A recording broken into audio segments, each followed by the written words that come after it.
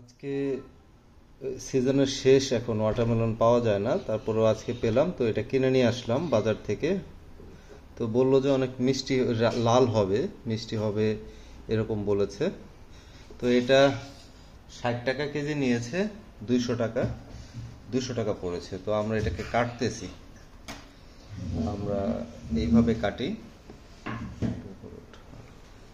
এইভাবে এইভাবে কাটছি। এখানে